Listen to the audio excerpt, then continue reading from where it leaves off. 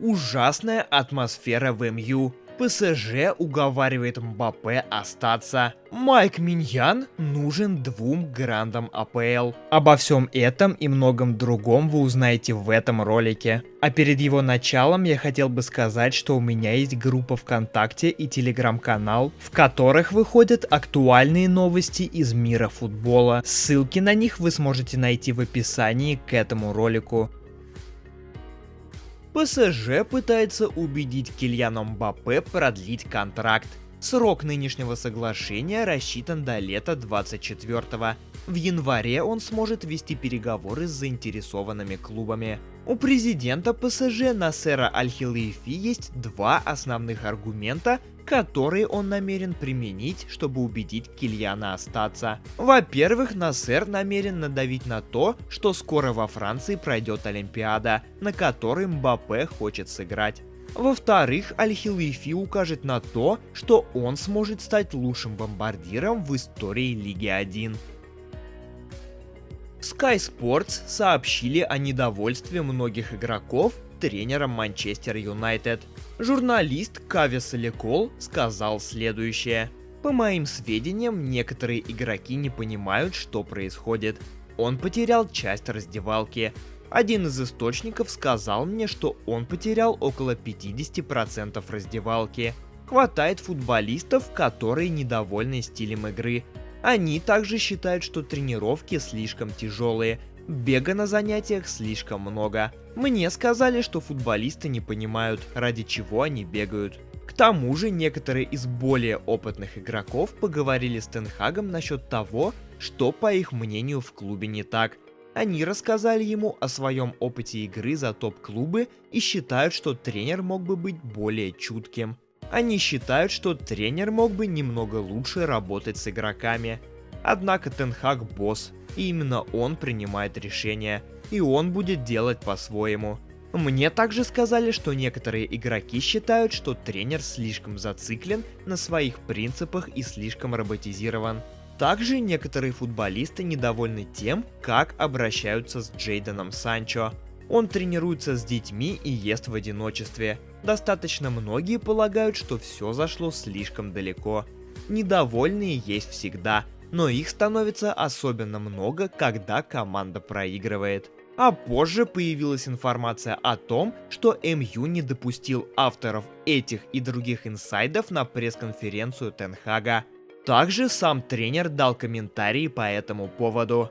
«Они сначала должны были прийти к нам, а не печатать статьи за нашей спиной. Это неправильно. У нас хорошие отношения. Они приходят к нам заранее, а потом мы об этом спорим. Публикации в медиа об игроках — это неправда. Никакого хаоса в раздевалке.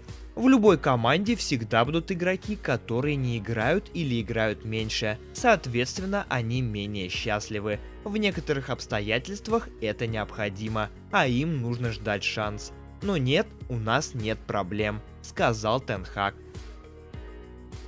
Опытнейший немецкий полузащитник Томас Мюллер может продолжить свою карьеру в одном из итальянских топ-клубов. По информации Bild, 34-летний футболист после окончания этого сезона станет свободным агентом. В подписании полузащитника заинтересован Милан. Россонери были бы очень рады бесплатно заполучить такого качественного игрока.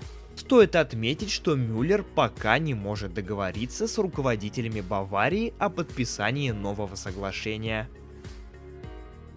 Полузащитник Байера Флориан Виртц был бы не против продолжить свою карьеру в мюнхенской Баварии. По информации инсайдера и журналиста Флориана Плеттенберга, футболист заинтересован в переходе в мюнхенский клуб.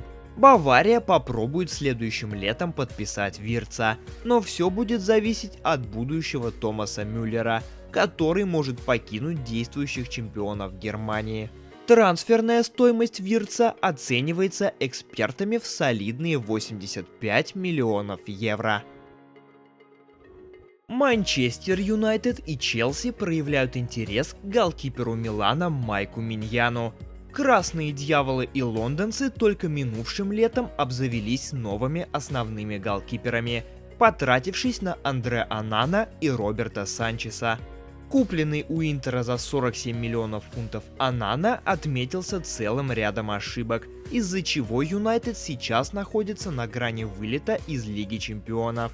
Санчес был куплен Челси у Брайтона за 25 миллионов фунтов и пока производит неоднозначное впечатление. 26-летний испанец пропустил 22 гола в 14 матчах АПЛ, лишь трижды сохранив свои ворота на замке. По информации Футмерката, оба гранда премьер-лиги проявляют интерес к Миньяну, который своей игрой за Милан, Лиль и сборную Франции заслужил репутацию одного из лучших голкиперов в мире. Француз может быть доступен для трансфера в январе за 60 миллионов фунтов. Также претендентами на Миньяна называются Бавария и ПСЖ. Роберт Левандовский может после окончания этого сезона покинуть каталонскую команду. По информации Эль Черингита, представители синегранатовых рассматривают вариант с продажей 35-летнего польского футболиста в следующее летнее трансферное окно. Стоит отметить, что в услугах форварда заинтересованы несколько клубов из Саудовской Аравии. Полузащитник мадридского Реала Джуд Беллингем стал обладателем трофея Golden Boy 23 года. Также он получил награду Golden Boy Web, которая присуждается за наибольшее количество голосов среди болельщиков.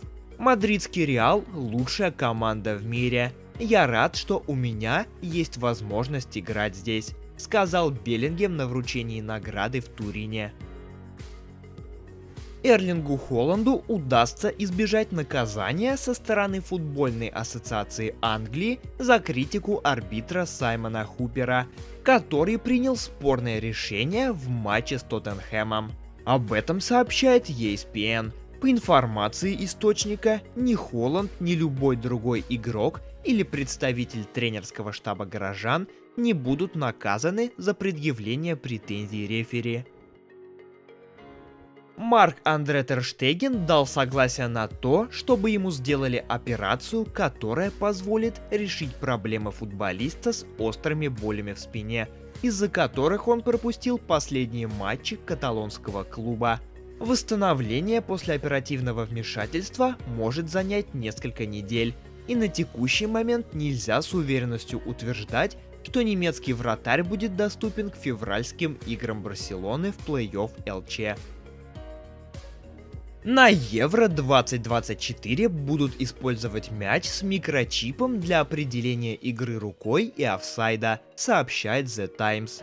Встроенный в мяч микрочип поможет VAR отслеживать касание рукой и положение вне игры.